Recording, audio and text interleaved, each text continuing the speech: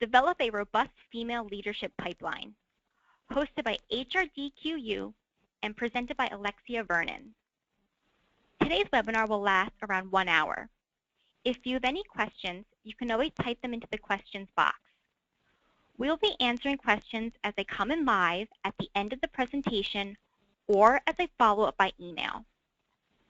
My name is Sarah Schaefer, and I will moderate today's webinar.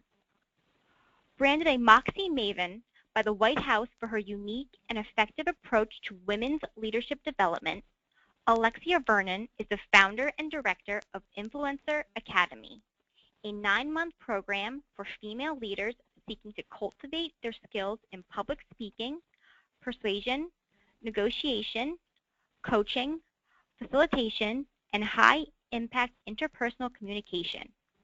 As a former women's study and public speaking professor, Alexia has contributed to media including CNN, NBC, The Wall Street Journal, Inc., Forbes, and Women's Health. Welcome, and thank you for joining us today. Thank you very much, Sarah and HRDQ, for this opportunity to talk about one of my favorite topics, which is how to create a culture that grooms women for progressively responsible leadership. Welcome to all of you who are here today. Whether you are here because you are interested in amplifying your own leadership within your organization, or because of the HR or learning and development hat, or potentially hats that you wear, you want to know, how do I make sure that I'm growing more female leaders in my organization? My promise to you is that you will leave today with both insight, but more importantly, actionable things that you can implement so that you're able to follow through with this information and really ensure that your organization is one where women can thrive. In case you haven't noted, I'm incredibly eager to be able to continue this conversation today, but also moving forward. So if you are somebody who is on Twitter, you'll notice before we move forward, slide deck-wise, that this is the way to be able to stay in touch with me and HRDQ if you are on social media. One of the reasons why I am so passionate about this topic is because for most of my life, despite coming from what I would consider a tremendous amount of educational privilege, I've had an on-again, off-again relationship to my own leadership, specifically to my own voice. And the reason why that is surprising to a lot of people, beyond the fact that I am immersed in women's leadership development work, is because I should have been one of the lucky ones from the get-go. And what I mean by that is I went to an all-girls middle school and high school. I was lauded for being a successful dancer, for having straight A's, for being the president of my high school's community service club, for starting our high school newspaper. By the time I was in college, I'd won the Miss Junior America competition.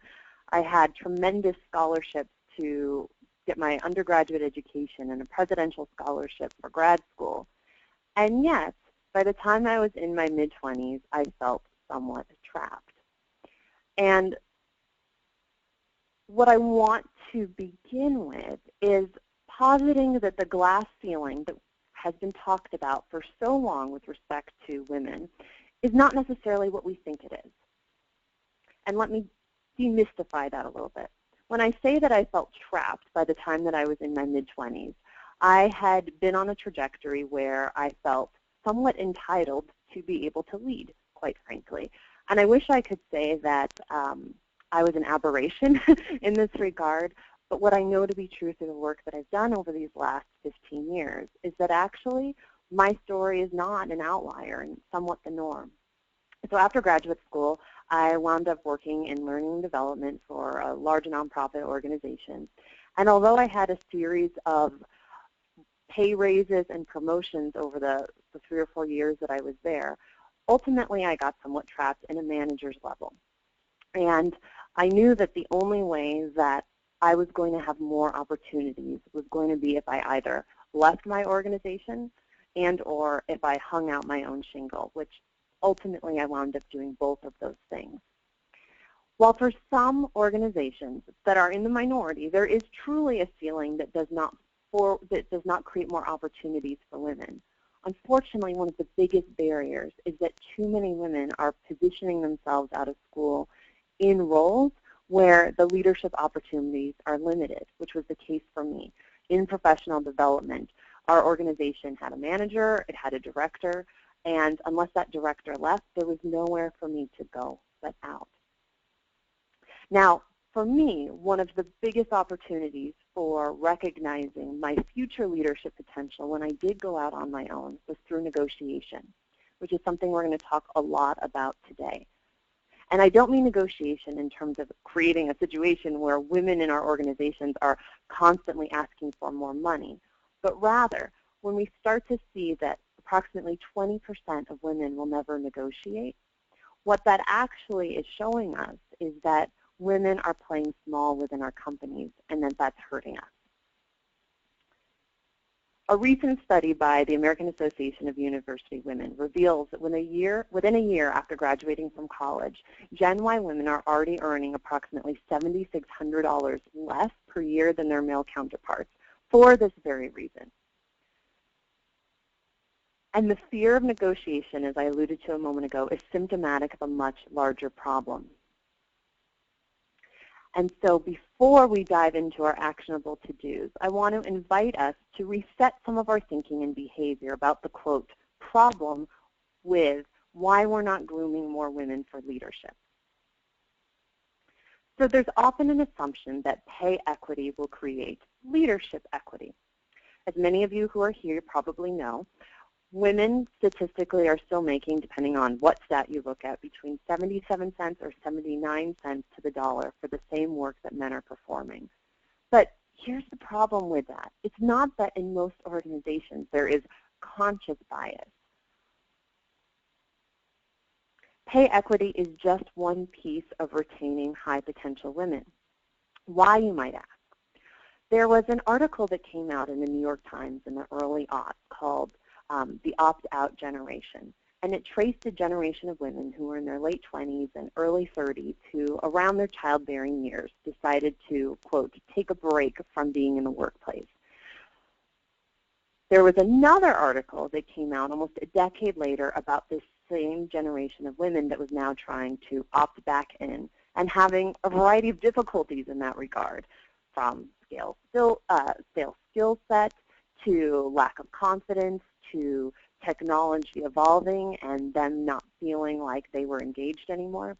Now, it's easy to say that, this is just one subset group of women that was having difficulties, but I want to start to bring together what I shared a little bit earlier around negotiation and pay with this other theme of women who are opting out, to highlight the problem with not having a platform or a way for our women to feel like they can stay in organizations, earn what they're worth, and be able to have families in a way that doesn't drive them completely bonkers.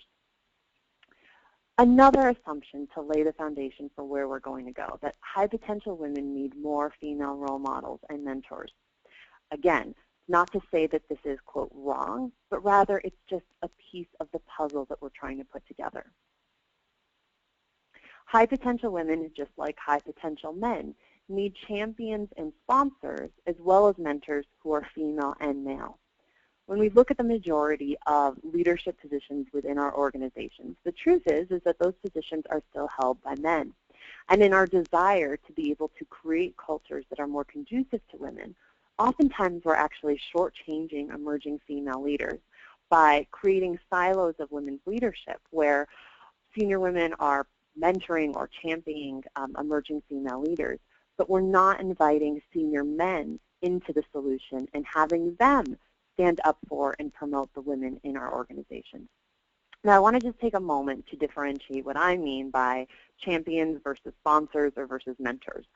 A mentor is somebody who is going to share his or her career trajectory, offer career advice, but is not necessarily going to help somebody that he or she is mentoring get access to opportunities. Now, a champion or a sponsor, on the other hand, is somebody who's going to go to bat for an emerging leader, oftentimes when that emerging leader isn't even in the room. It's important for women to have access not just to folks on the career development side, although that is important, and rather what we need to really address, and I'll give you some strategies for how we do that moving forward, is how do we ensure that those who are holding leadership positions in title are invested and are advocating on behalf of emerging female leaders. Next assumption, we need more women in our leadership development programs. Not inherently disagreeing, yet again, there's a little bit of a problem with just concluding this statement at this place. Women need access to leadership development opportunities that address a variety of things that aren't necessarily addressed in traditional leadership programs, including mindset challenges, particular skills that they might not have access to, as well as environmental factors. And we'll talk about this quite a bit more moving forward. Next assumption, we need to empower women to create more aggressive career development plans. The majority of millennial women, and by millennials I'm talking about that generation that I'm just on the cusp of, who was born between 1980 and 2000. The majority of young female leaders or millennials who've been surveyed, when asked what their future aspirations are, don't say the C-suite. They don't say a vice presidential role. What they say is they would like autonomy, they would like to be able to have work-life integration, and they might want to opt out of working full-time for an employer and have their own business. The problem is not a lack of ambition. The problem is not seeing a pathway for being able to have the life one wants within the realities of our existing organization. Therefore, women need support in our companies in creating career development plans that allow for career interruptions and leverage lateral as well as upward mobility. So despite a lot of progress on how families are created, we know that unfortunately the majority of women who choose to have their own families are still the primary decision makers with respect to child care. Women are still in families the person most often tasked with caring for an elderly parent. And so whether one has a career interruption for one of these reasons or potentially both of these reasons, we need to ensure that women don't feel like those interruptions mean they have to, quote, opt out, and rather that there's ways for them to be able to stay engaged in work, even if the way they work has to, for a period of time, evolve. Next assumption, cultivating a female leadership pipeline is the right thing to do. Now, I've heard this a lot over the years, and it makes me laugh somewhat because it's somewhat like telling a child you need to brush your teeth because it's the right thing to do, or you should reuse your towels in a hotel because it's the right thing to do. It's not a very persuasive argument. And the good news is that there's many, many, many more reasons why we should invest. Cultivating a female leadership pipeline makes sound business sense. So there are myriad statistics and studies, and we'll look at some momentarily, that show that executive teams with higher levels of female participation make better decisions than executive teams that are predominantly male. We know that when women are earning their worth, they are better able to be high performers in the workplace because they are not pulled in multiple directions. They have the resources that they need now financially for child care, to be able to contribute to their families, to pay off student loans, and so forth. We also know that women are the majority of our college graduates, and they were the first ones back to work after the recession, which means that if we have a new generation of women who are more poised to lead than the next generation of men, we will have one of the biggest crises in human capital if we let them leak out of our organizations and fail to cultivate their leadership potential. In terms of the business case, it's also a phenomenal way for organizations to effectively recruit top talent when women know that there's opportunities to move up. And it's, of course, also a way to retain top talent and not to have to invest in constantly replenishing managers and directors if they leave because they feel like they are stuck. And as we'll see in a moment, this, of course, is not just my conjecturing. The research most definitely supports this. You might be thinking at this point, Alexia, you are throwing a lot of facts and figures my way. What the heck am I supposed to do with this? Now, I'll be totally honest with you. I am not somebody who is obsessed with research. I know that research is important. I love the qualitative, but I want to make sure that I'm integrating some of the quantitative as we move through, because I recognize not everyone learns, not everyone gets moved to action quite the same way that I do. So what do we know for sure? Let's start to draw some conclusions here. Companies with 3 or more women in top leadership positions achieve higher scores for each criterion of organizational effectiveness than do companies with few or no women at the top, according to McKinsey. And its 2012 report, Women at the Wheel, one of the largest studies of startup organizations, Dow Jones conducted a study of venture-backed companies and concluded that they have a greater chance of going public, operating profitably, or being sold for more money than they've raised when there are women who are acting as founders, board members, C-level officers, vice presidents, and directors. What we also know for sure is, according to Catalyst, one of the largest organizations that puts out research on women's role in the workplace, that companies with the most female board directors outperform those with the least on return on sales by 16%, as well as return on invested capital by 26%. My finger got a little happy there, I apologize. And in 2014, Google, frequently rated one of the best companies to work for, shared that while women comprise just 30% of its global workforce and 21% of its leadership, with that said, its highest performing teams across the organization had 1 or more women in top leadership positions. So if we know that the numbers are not great, let's begin to look at what are some of the best practices that are in play for organizations who are getting it right.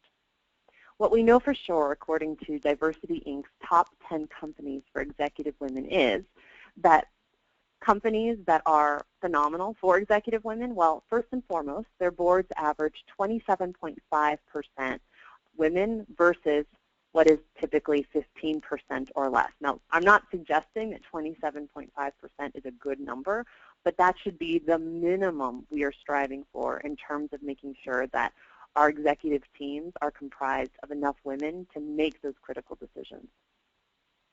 We know that women comprise almost 1/3, however, of the senior level, so much better than they are for boards in terms of CEO and their direct reports versus just 17.7% at Fortune 500 companies.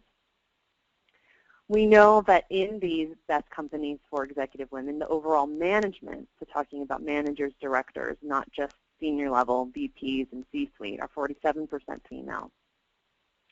And we know that, and this one is a stat to particularly highlight, that 68% of female managers have participated in some kind of mentorship program to prepare them not only for the tactical in terms of what they need in order to be able to lead, but that those successful managers who ultimately go on to be directors and VPs have also had opportunities to address the mindset, the environment, some of those things that are not typically discussed in, quote, a traditional leadership program. Now here's what I know for sure. As I mentioned, I had the opportunity to attend an all-girls middle school and high school, and by the time I had graduated, I felt very comfortable speaking up and out. That continued in college and in graduate school.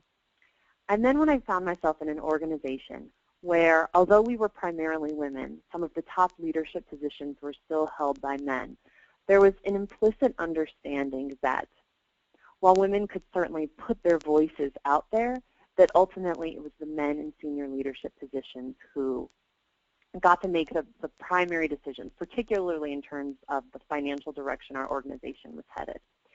And when I ultimately left and got trained as a coach and started to consult, typically on Gen Y and millennial issues within organizations, very few people ever really wanted to talk about gender, and despite that being a prevailing theme in my life, I didn't talk about it a whole lot until I was asked to keynote a millennial leadership conference. And I want to give you a little bit of background because the epiphany that I had there not only changed the course of my career, but has also changed the way that I look at how to ensure that we're creating female leaders in an effective way in our organizations. So I had the opportunity to show up to this event that I was keynoting a little bit early, which for those of you who go to conferences know, oftentimes the keynote speaker just arrive, they do their thing, they're back on a plane at the end of the day. And I arrived in time to watch the pitch fest that the participants in this leadership conference were participating in. Now, the participants were 50% female, 50% male. Average age was between 22 and 25 years old.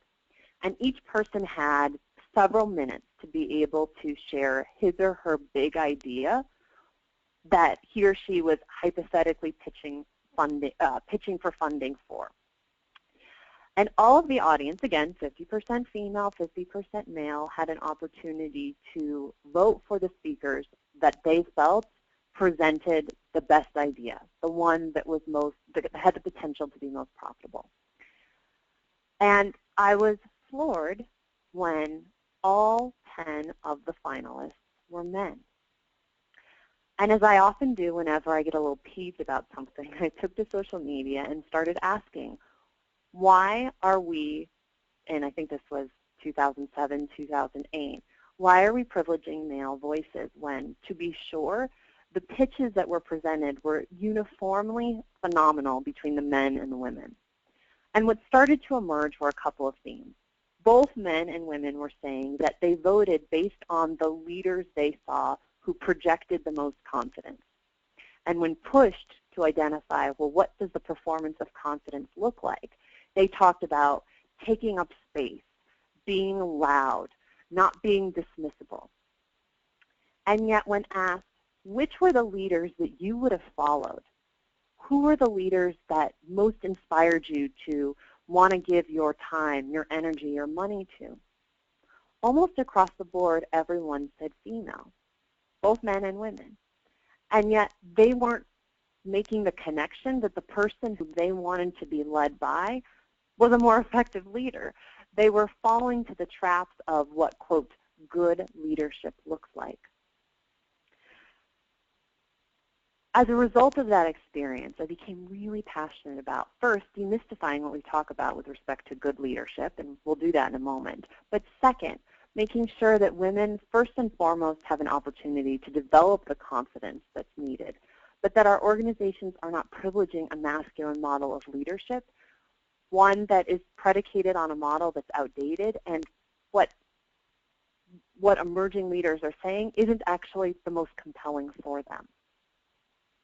So let's get clear on our leadership priorities. We want to create a culture conducive to female retention and leadership. We want to communicate leadership opportunities within our organizations and be transparent about what that decision-making process is.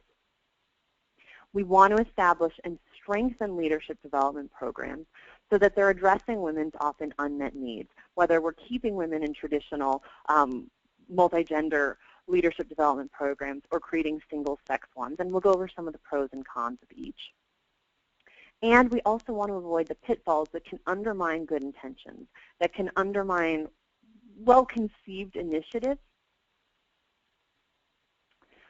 So here's a moment for some truth-telling. At any point, if you've got questions, please feel free to enter them into the question box in your control panel, and I'll be going through and addressing them. But the first series of questions that I want to ask you to consider with respect to your company's culture include, does your company's culture promote stretch assignments that require relocation? And please just imagine that there's a question mark at the end of that bullet point. Does your company's culture provide training on and acceptance for different communication and work styles? Does your company impede work-family integration through its policies, whether those are explicit policies or it's just the way you sort of operate? Does your company's culture penalize women for maternity leave? Now, I'm not suggesting penalizing as in breaking HR laws, but does it make it difficult for women, let's say, to be able to stay engaged with work if they want to? I worked with a client recently that had a policy that I'm now learning is more and more required, particularly in the legal field, where when people are on maternity leave, they don't have access to their work email.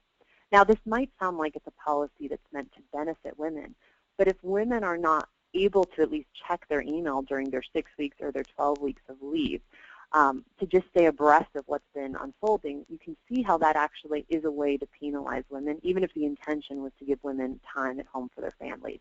So when I asked this particular question, think through not just what the formal policies are, but what some of the perhaps unintended impact of them is. Does your company's culture potentially perpetuate unconscious bias?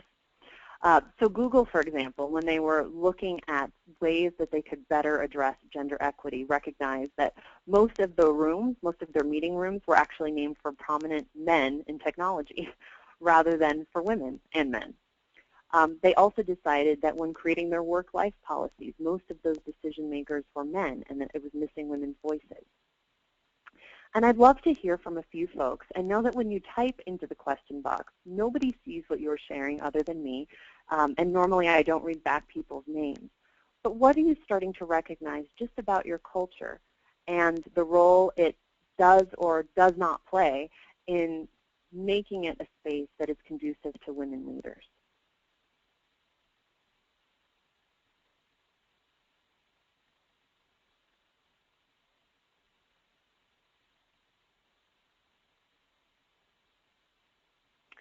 And just take a moment and share what are you recognizing is helpful and what might be getting in the way. So we've got a few questions starting to come in. What does relocation have to do with women's leadership? So this is a great question. That oftentimes as leaders are being promoted, oftentimes from moving out of that management level to a director level, relocation starts to be required. The average age where a woman starts to move into a director position is usually in her early to mid-30s, which, not too coincidentally, is often the time when one is starting to think about having a family. And so oftentimes with relocation, whether it's just more travel or it's a full-time relocation, it's happening right at that time, it is forcing women to make the choice between family and career, rather than looking at what are opportunities for women to potentially continue to advance during those childbearing years when they don't necessarily have that same level of flexibility.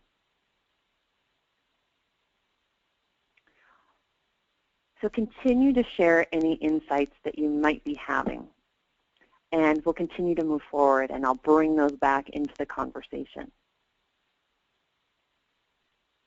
So how do we identify our high potential women? I'm going to share with you a variety of different ways.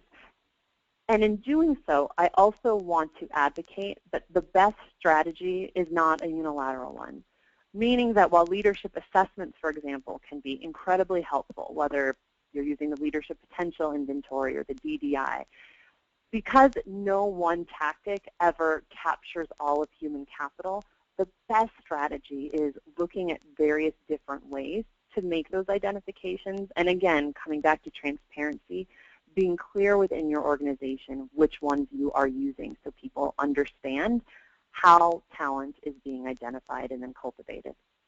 In addition to leadership assessments, of course, there are performance appraisals.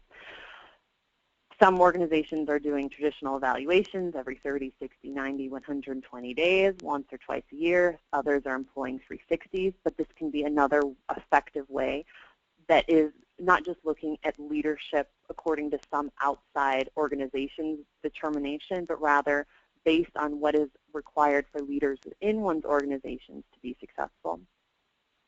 Stack ranking, which I'll be quite honest, I am not as much of an advocate of, which is simply looking at all of your staff within a department or potentially across departments within the company and literally ranking someone from number 1 all the way upwards to 100, 1,000, 10,000 in terms of performance.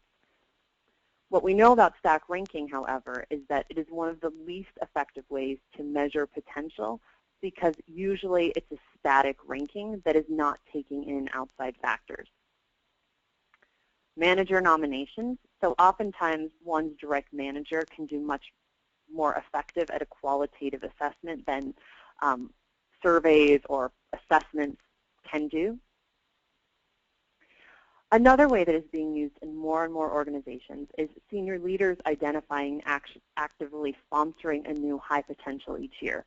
So again, slightly different than mentorship. It's not just sharing career advice, but rather it's taking someone under his or her tutelage and looking for opportunities within the organization for that person to develop skills, to potentially work on a stretch assignment, helping that person see where they can go, even if it's not necessarily up. It might be lateral to a different department, and in that different department, then there might be opportunities for that person to continue to advance. Also, employee self-identification and application. Now, one might think to him or herself, well, gosh, isn't every employee going to say, I'm interested in leadership, and that's just going to be kind of a messy situation? And I'll actually push back and say no. That oftentimes we think we know who in our organization is interested in leadership, and there can be a disconnect with who actually is. When I created my Influencer Academy, which is a 9-month women's leadership program here in Las Vegas, and worked with HR departments in terms of identifying candidates for that program, perhaps not too surprisingly, in the first year, a lot of HR leaders said, well, we want to look to senior managers, or we want to look at directors, or we want to look at new VPs. And to be sure, those folks had a pretty terrific experience in the program. They cultivated their leadership skills. They did a much more effective job going back to their organizations and bringing up the men and women just behind them. But I had an interesting situation happen in year 2 of the program where one of the leaders who had started out as a manager and by the end of the program had been promoted to a director said, I actually want to send one of our coordinators to the program this next year, if that's okay with you. And I said, absolutely, because I've never been somebody who thought leadership is about title. And she said, I think one of the biggest problems in our organization is we're not thinking about leadership until someone's already in a leadership position. And this person who's a coordinator was fascinated about the experience I was having in terms of my leadership development. And the truth is, in many ways, she has to do more leadership than even I do, because if she's in charge of a warehouse, she's responsible in an environment where she's the only woman of overseeing many men. But because of the warehouse position, the title is coordinator rather than manager or director. And that person participated in the program, probably would have been passed over if she had not gone to her direct supervisor and said she wanted investment. And it's just been a win-win for the organization. So oftentimes when we allow people to self-identify and say they're interested in leadership experiences, it can be a really worthwhile opportunity, particularly when we start addressing leadership, not when somebody's already in that role, but when they might be in a more administrative or coordinator role. So when we talk about leadership competencies, I want to go for a moment to the Center for Creative Leadership that did a study a couple of years back around, well, what are the most important leadership competencies for next generation leaders? And how do we make sure that we're actually aligning what we're doing in our organizations with said leadership competencies? And what they identified were, first, effective communication, probably no surprises there, whether we're talking about interpersonal communication, negotiation, persuading, presenting one's ideas.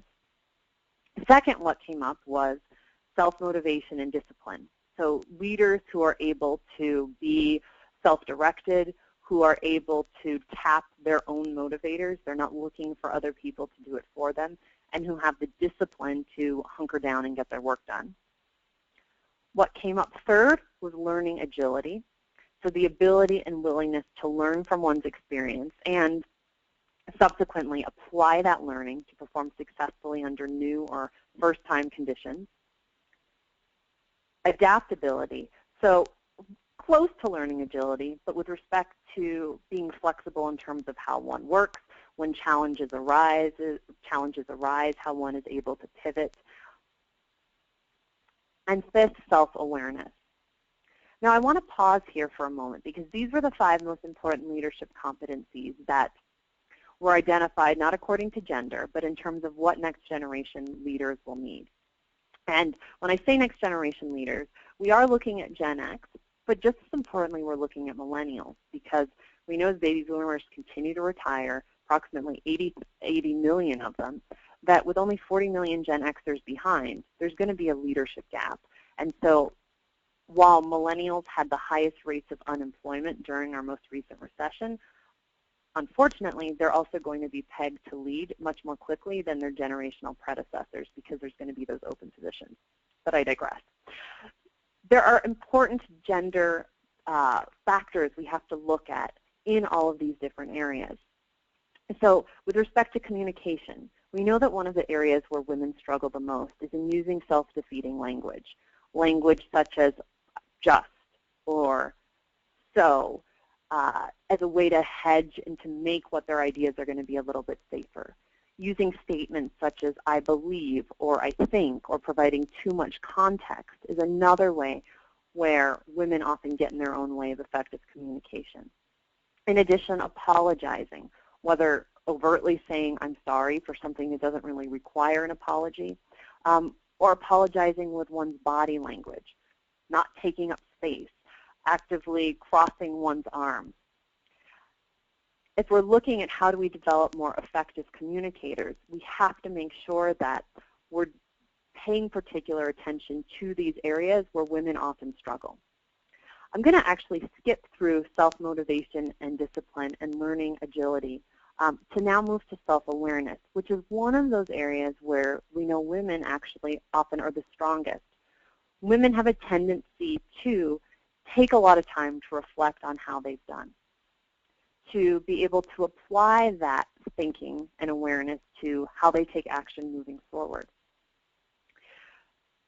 When we create our next generation of leaders, some of the things that we're doing can happen in a situation or in a learning environment where we have men and women. But there are particular things that can happen much more effectively when we give women opportunities to address some of the areas for growth in single-sex environments.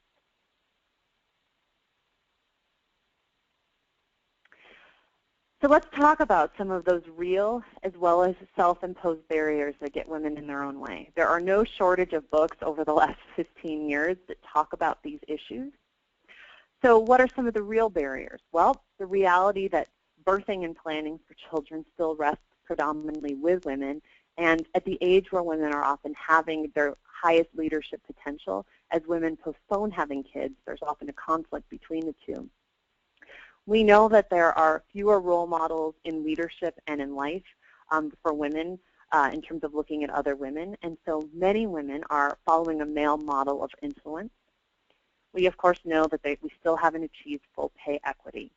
But I'm equally interested in what are those self-imposed barriers that often get women in their own way. Failing to negotiate, not applying for opportunities unless all of the criteria are met, versus men are more likely to apply for leadership opportunities or even new career opportunities if just over half of the qualifications they meet, something Sheryl Sandberg talks quite a bit about in Lean In, and how men and women respond to feedback. So returning to those 5 areas for effective leadership that next generation leaders need: effective communication, self-motivation and discipline, learning agility, adaptability, and self-awareness. While women tend to score much higher in self-awareness than men, the downside of that is sometimes there's a little too much self-awareness. Women oftentimes give themselves much more critical feedback than what their managers or their directors give. And so in terms of shifting a culture where we give women feedback, we need to help women recognize that feedback is a gift, something they should actively go after so that they can enhance their performance rather than fearing it. So what can happen in a single-sex leadership development for women? Well, the statistics show us that, first and foremost, it can often empower women to leadership much faster. Here are some concrete examples. Some of our top organizations, from Coca-Cola, Walmart, Colgate-Palmolive, American Express, and Deloitte, all have single-sex leadership development programs for women. We know that 30% of Business Week's list of corporate rising stars graduated from single-sex colleges and universities where they had opportunities to address some of these issues we've been talking about. 30% of board members of Fortune 1000 companies also graduated from single-sex colleges and universities. So what is actually happening in these environments most importantly? A bunch of things. There's opportunities to address some of those gender-specific areas for improving effective interpersonal communication, both in terms of the verbals, but also in terms of the nonverbals.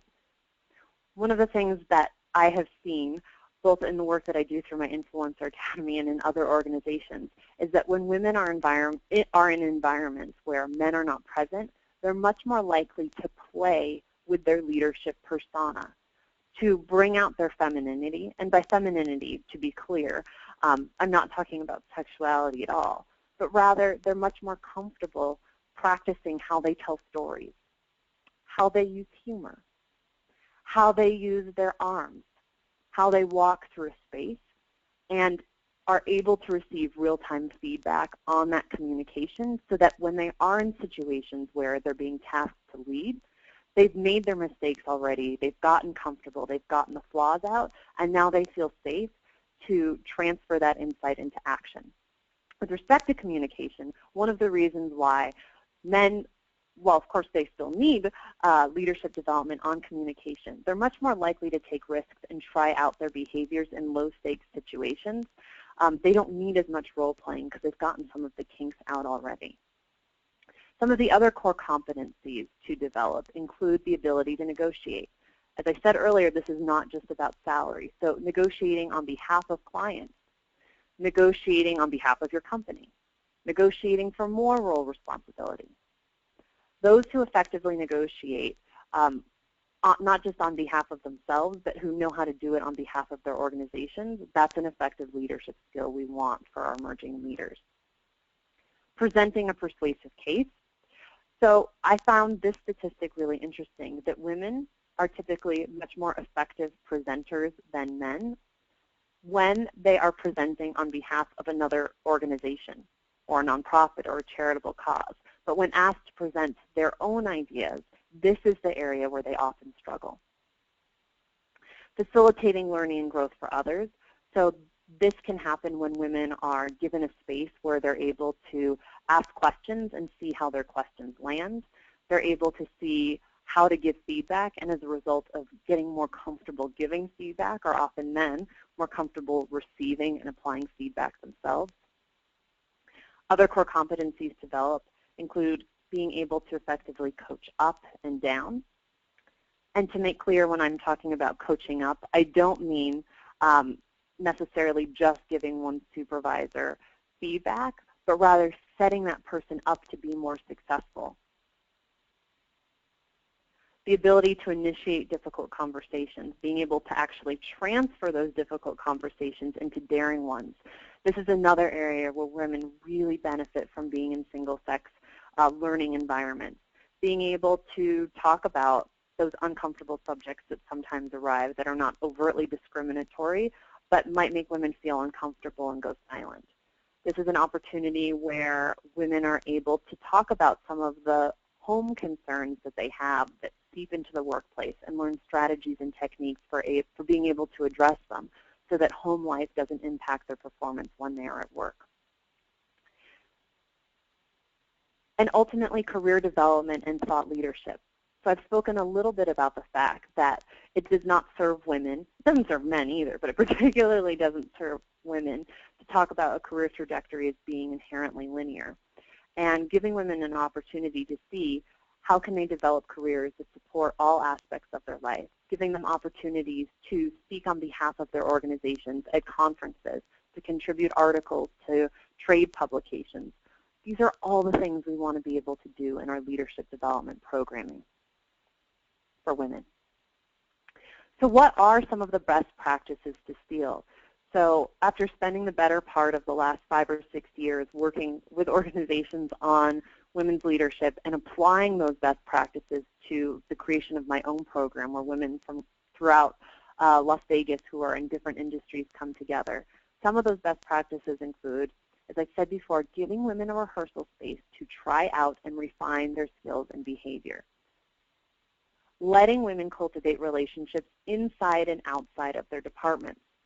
So because women's leadership is often activated when women, let's say, don't stay in HR, but they might move to learning and development, or they might move to organizational development, giving them opportunities to receive leadership, not just from their direct supervisor, and sometimes not even just within their own organization, but learning best practices from others.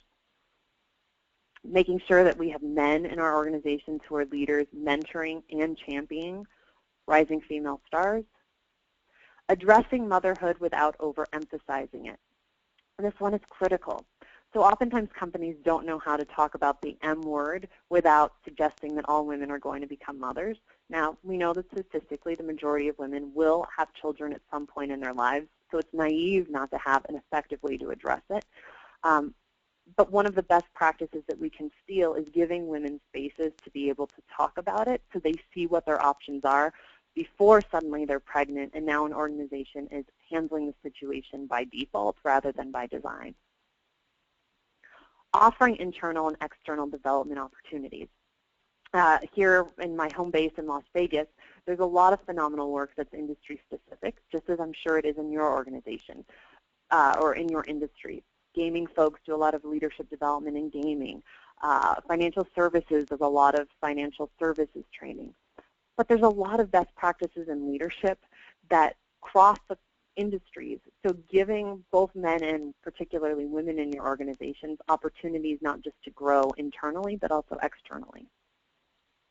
Encouraging women, as I said moments ago, to speak at conferences, contribute articles, serve on panels can be a phenomenal way to both give confidence but also to increase confidence and position for leadership.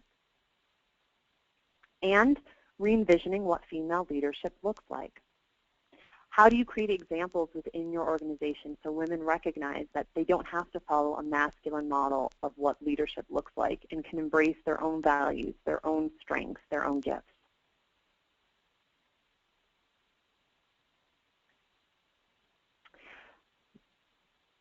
Sorry about the sticky keys here.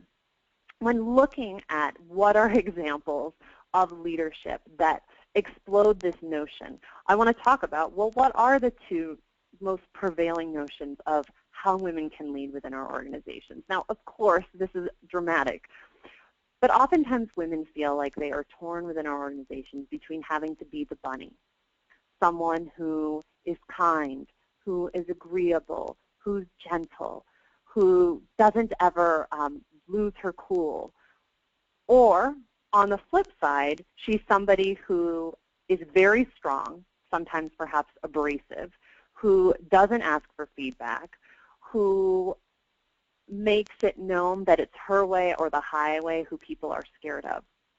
And just for fun, I want to posit that if we're thinking in the animal realm of what's a model of female leadership we're seeking to create within our organizations, it's ideally moving beyond the bunny and moving beyond the dragon to something like a cheetah. Now, if you know anything about cheetahs, I had a father growing up who absolutely adored the animal planet. I watched a lot of cheetahs in my day. You'll know that they are incredibly intense, but not intense in a way that turns other animals off. They're intense in terms of being very focused on what they want, but also being really keen observers. So they'll often hold back when it's feeding time and let other animals get what they need before they seize and get what they need. In addition to being phenomenal observers and applying what they're seeing to how they behave, they also are incredibly flexible and agile, and they know how to accelerate when needed. So they can accelerate and move faster in the wild than any other animal in the animal kingdom. These are gifts that women have as well, as long as we are privileging them and creating cultures where they're able to come out in our organizations. So here are some of the pitfalls to avoid. Tasking women in leadership programs with more responsibility without more resources. There's nothing worse than saying we're trying to create a culture where we're growing more female leaders, and now you're participating in all of this extra programming and we're not adjusting your current work schedule. Or you're now engaging in a leadership development project and that needs to fall outside of your work hours. So we want to make sure that whatever women's leadership initiatives we're creating get integrated within the role responsibilities that our women have so they can be successful in them. Some of the other pitfalls to avoid: making women's leadership something that gets checked off of a list and isn't incorporated within everything else you're doing to develop human capital. While I've given plenty of one-off interactive trainings in my day on women's leadership, unfortunately, unless there is follow-up work with management and it becomes a strategic priority of senior leadership, women's leadership initiatives unfortunately just aren't successful. Incorporating best principles from organizations, whether you look at models that have been popular with Coca-Cola or Palmolive or Deloitte, or you look at programs like Influencer Academy and how we meet different leadership competencies through a 9-month sequential curriculum. The key is that you make them relevant to your company and to your culture. Reserving leadership development for managers, directors, and VPs, even if you don't have your entry-level young professionals or your coordinators participating, you want to think through how can you start tapping and identifying your high potentials and doing something so that when they are promoted to management and director positions, they can be successful. Failing to measure the success of your initiative. Now, success is going to, how you define success is going to be different. In some cases, it's going to be better retention. In other cases, it's going to be more women who are in director, VP, C-suite, or board roles. But the key is that you reverse engineer from that end goal and create assessments throughout whatever you're doing that can track accordingly. And finally, and perhaps most importantly, making sure that within your organization you are not pitting women against one another for opportunities. I found it really interesting when I was having a conversation with a senior leader at an organization here in Las Vegas recently about influencer, and she said, I'm really concerned about identifying a couple of women from our organization for your program because I don't want it to seem like we're closing the door on other women who have leadership potential in our organization, and I don't want to create a catty environment. And I really had to take pause when she shared that feedback, because oftentimes as women, we see women who are promoted for opportunities and we think, great, she got that one position at the top. Now, where does that leave me? And men don't fall into this trap because, let's face it, men don't feel like there's a shortage of opportunities. They see lots of men who are being successful and have the opposite reaction. When they see someone who's been able to make that leap or who's achieved, they think, great, that means I can do it too. And that's the kind of culture we want to promote in our organizations around women's leadership. Is that, yes, of course, there's going to be some people who are promoted to leadership and others aren't. But that as we see more and more people being pegged for these opportunities, we want it to invite other people to see that that is possible for them and to work towards it. So what do we want to offer rising female leaders? Participation in a formal leadership development program, whether that's internal or external, can be an effective way to do that. Maybe you create your own version of an influencer academy within your organization where every year you have a cohort of 10 or 20 or 30 women who go through some kind of sequential curriculum together. Or maybe you invest in an outside program that fits your organization's needs, and every year you have an open application process and you sponsor 2 or 3 or 5 or 10 or however many women you can budget to go through that experience. Coaching around these different competencies that we've talked about with particular attention to drawing out the areas where women tend to be strong, and of course equally prioritizing the areas where women often struggle, can be with a designated coach within your organization or with somebody's direct supervisor. 2 properties here in Las Vegas that are part of MGM Resorts, Luxor and Excalibur, made the rather bold decision several years back to put all managers and those above in leadership positions through a coach training program. They all got certified, recognizing that if we want folks to be successful managers, one of the most important skills is coaching. Coaching is an area that tends to be predominantly female, and this can be a great way to be able to invest in your female leaders and give them the skills they need if they're going to be managing in the future. Stretch assignments. So oftentimes these were removed in the years between 2008, 2012, 2013, but as companies are becoming more profitable again, look at, are there opportunities within your organization to allow your leaders, particularly women, if you're looking to invest in your female human capital, to be able to try a different assignment, maybe in a different office for a period of time. I also have seen a lot of organizations be incredibly successful with offering employees at a particular level their own customizable professional development stipend, whether that's $500 or $1,000 a year, and that employee gets to decide, do I use this to go to a conference in my industry? Do I take a continuing education class at our local university that gives me experience in an area that I need? Or can I apply that to a lengthier leadership development program so it serves as some kind of reimbursement? And of course, circling back to sponsorship and mentorship. So how do you take what we've discussed today and ensure that your company succeeds moving forward? You want to ensure that senior leadership buys into it, but does not own the process. Now, I hope that we have senior leaders who have joined us on this webinar today, but if for any reason that is not the case, my hope is that you are able to bring them into the conversation early so that they're aware and they can help create a culture where employees recognize that this is not just another fad or another initiative we're going to try, but it's really being institutionalized within the culture of our organization, and that employees understand what is the payoff, not just to women, but to women and men when we create a culture where women are empowered to lead. You want to make sure that it's not a policy that's just being propagated by HR or just by direct managers, but that HR and management are strategic partners in developing the people and programs based on the leadership competencies that you're seeking to develop. I recommend looking at multiple processes and having multiple people involved in designated who is going to be pegged for your leadership opportunities, and being realistic that this is not going to happen overnight. Be flexible, measure, see what's working, and adjust accordingly. And to return to the question I asked a little bit earlier about, was your company doing some of these things that can either positively impact or in some cases negatively impact opportunities for female leaders in your organizations? Identify and plug up any of those leaks where women might be leaving. And of course, you can apply this to how are you doing an effective job at ensuring minorities are set up to succeed in your organization as well.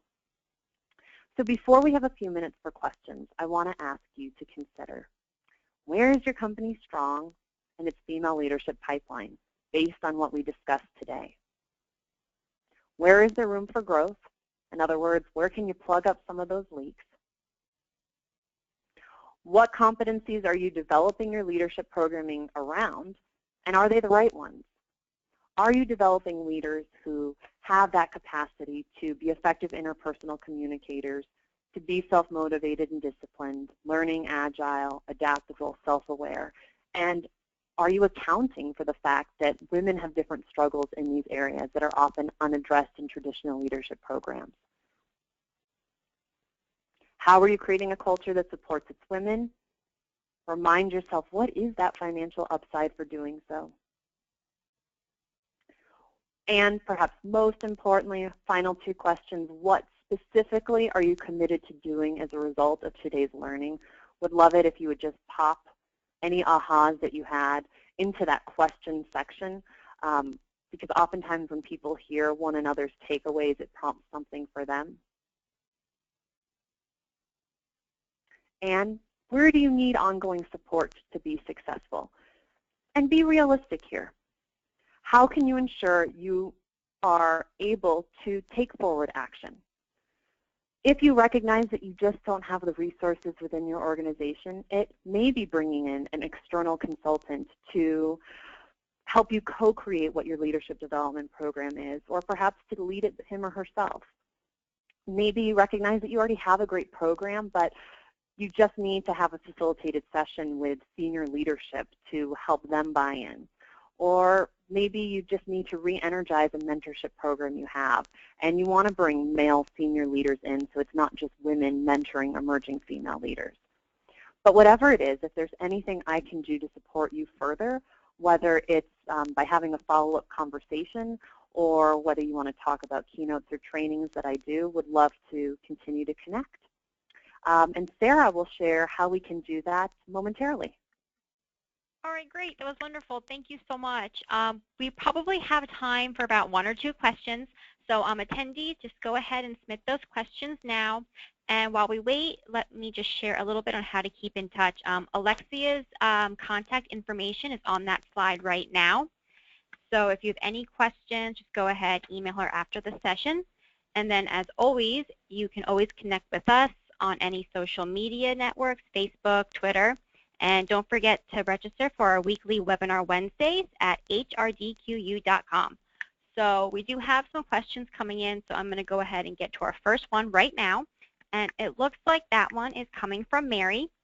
How do you suggest getting senior leadership on board with female leadership development? That's a great question. I recommend sharing them, sharing with them the slides that you had here so that they recognize the financial case. That I have found is the greatest entry point. They realize that there's money to be saved and money to be made, both, as a result of making this investment. All right, great, thank you. And our next question is coming from Nahid. I really like the cheetah analogy. I was told yesterday by a senior manager that I need to bite harder. Can you recommend a specific book or article about this? Absolutely. I could recommend a lot, but so you're not overwhelmed. Two of my favorite recent books that have come out that look at just practical ways for women to, as you would say, bite harder. One is Emily Bennington's Who Says It's a Man's World? Really actionable to-dos for women who are at various stages of their career development. And another book that's looking as much at the mindset as at the tactical is Tara Mohr, M-O-H-R, her book Playing Big. All right, perfect. Thank you. And we do have some great questions, but that is all the time we have for today. So Alexia, would you just like to add any final thoughts before I go ahead and close out this session? Just a reminder that I know I threw a lot of information at you over the course of the last hour, and as you continue to absorb it all and look at how to take action, feel free to reach out to me, because what I care most about is that you're able to implement and be successful. All right, great. Thank you so much, Alexia, again. And also, I know that there were a few questions that we did not get time to answer. So we're going to go ahead and put those into a Word document and then send them over to Alexia so she can answer. And then you will receive an email response to those questions probably about mid-next week. So we appreciate your time, and we hope you found today's webinar informative. Thank you. Thank you.